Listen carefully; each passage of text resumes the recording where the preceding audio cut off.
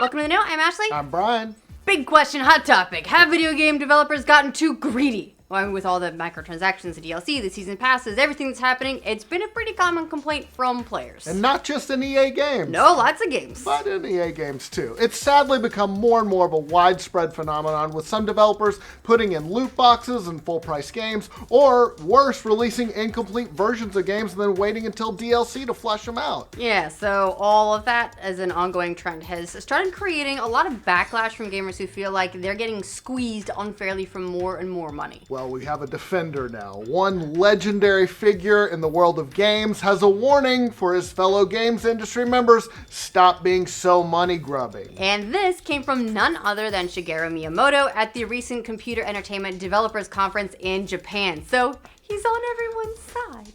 He urged developers to not nickel and dime players to death and instead work on delivering quality games at fixed prices. What a concept! Right? It seems like, it would make common sense, but no, not really. Don't rip people off. Bloomberg quoted Miyamoto as saying, "We're lucky to have such a giant market, so our thinking is if we can deliver games at reasonable prices to as many people as possible, we will see big profits." He said in the end, that will be a more sustainable business model, which is a pretty clear criticism of the microtransaction / games as a service model that is practiced by a lot of big name developers. And increasingly so. I mean, Ubisoft is a huge publisher. They're moving towards games as a service. EA moving more towards games as a service, and one of the reasons they canceled the Star Wars Visceral project was because it didn't provide enough opportunities for post-launch monetization. Square Enix said they want to move towards it. Yeah. Ugh. So overall, his comments seem to be a direct rebuttal to the practices of companies like EA, which have come under pretty heavy fire for what many feel like is their overuse of microtransactions in games, and not just their sports titles. Yeah, and there's Although they're sports titles. Although they're sports titles. FIFA, Ultimate Team Mode, there's a ton of examples. We could be here all day.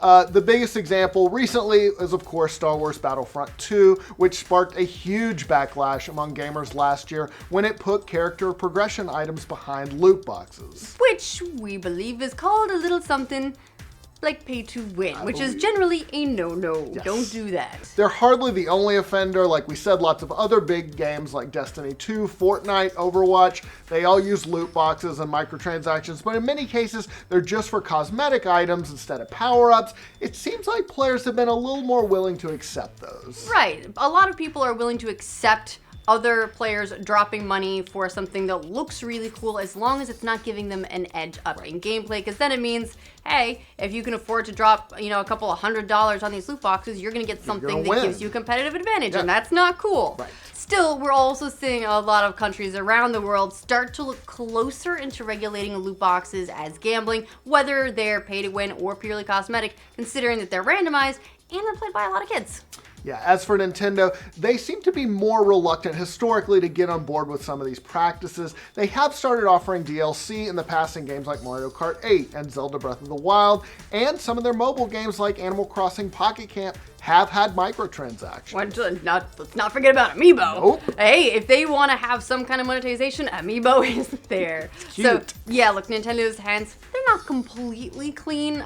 They did also put Breath of the Wild's hard mode behind their DLC, and they did a similar thing with Samus Returns. They put its most difficult mode behind an Amiibo. Mm-hmm. It's right up here. It looks great. It's a cool It is a great Amiibo, but you still shouldn't be locking a hard mode behind it. Not Come on. okay. So they've definitely done some extra monetization, but when it comes to their first party console games, they pretty much stuck with the formula of charging you $60, releasing a full game. Again, what a concept. Even with their mobile games, again, their models changed a little bit. It's evolving still, but like Super Mario Run, Nintendo did try that fixed pricing strategy. So they said, here's a demo. If you want to unlock the full game, it's $10.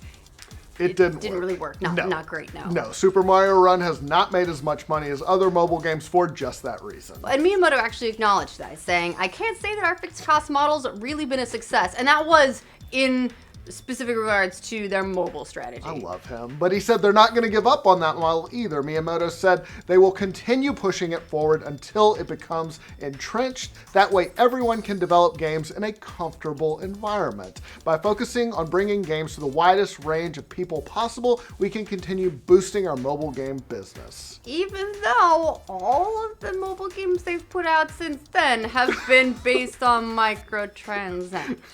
We're going to push this by never doing it again. At some point, I guess they'll switch back.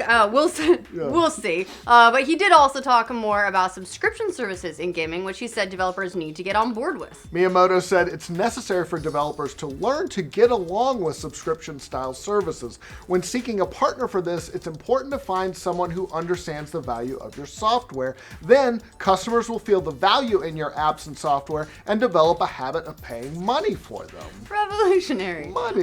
Yeah, he did say video games need to learn lessons from what happened with the music industry, which was pretty hard by free downloads, has been slow to recover. The music industry in general took so long and fought so hard against music going digital. They sued their users. Yeah, in the end, even the music industry capitulated. There wasn't much they could do, but they've been fighting their way back into actually getting people to pay for music ever since. And so he's saying that would be bad if that happened to video games. Find a way to work ahead of it, and just, it's gonna happen.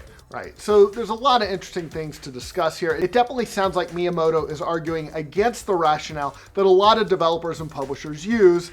They basically argue that their development costs keep going up and up, so they need to do these extra monetization schemes to help pay for games, because most gamers still pay $60 for a new AAA game. Yeah, but Nintendo's also shown that you can make really good first-party games that people are gonna buy and still be profitable as a company. I mean, admittedly, a lot of their games don't typically go for the graphical realism that you're seeing in games like Red Dead Redemption 2 or Horizon Zero Dawn, so that does help them keep their development costs sort of reined in, a little bit in line. They're not ballooning the way a lot of other developers' costs are, which helps them hit that $60 price point and sell a complete game.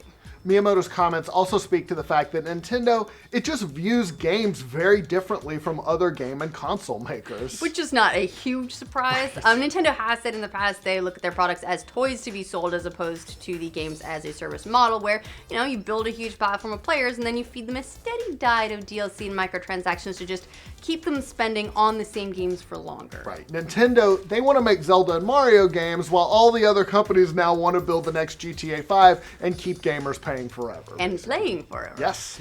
So there's a pretty big difference in philosophy there, admittedly. It does mean that we can't necessarily count on all of the developers taking Miyamoto's advice, although I think it's great advice. And from an optical standpoint, Nintendo's philosophy, that's much more popular with gamers. Yeah, especially right now. Yeah, that goodwill means something. While some gamers, they definitely don't mind paying for microtransactions. That makes sense because they still make a ton of money. But the backlash against pay-to-win games like Battlefront 2 has shown us that a revolt by gamers can cause a game to flop. Yeah, and no one likes to feel like they're getting ripped off. And well, a lot of gamers are getting increasingly sensitive to that these days, and publishers are being more and more open about their intention to do exactly that, about moving to games as a service in order to try to get $120 out of an individual player instead of $60. You could even argue that a company like EA has damaged its brands thanks to its extensive use of microtransactions. That's something that's pretty hard to recover from. Yeah, I think you'd have a difficult time arguing against that. EA's definitely damaged with core gamers, and that's one of the big reasons. In the long run, microtransactions, they're probably going to remain with us for a while, but it is nice to see these comments from Miyamoto because they put the focus where it ought to be, in our opinion, as gamers, which is making good games, not trying to get every dollar possible out of players' wallets. Instead of being like, we need the maximum number of dollars, they seem to be saying, let's just go for a good amount. And if we can please a lot of people, then we get the profits from scale, not from maximizing how much each person spends. I think he's also arguing for a longer term view. Would you rather sell one person one game for $120 or sell them 10 games over years and years, which I think is a smarter move. Yeah, fair enough. What do you guys think of Miyamoto warning the gaming industry that it's getting too greedy? Let us know in the comments. And for all your gaming news, be sure to like this video. If you're new around here, subscribe to The Know.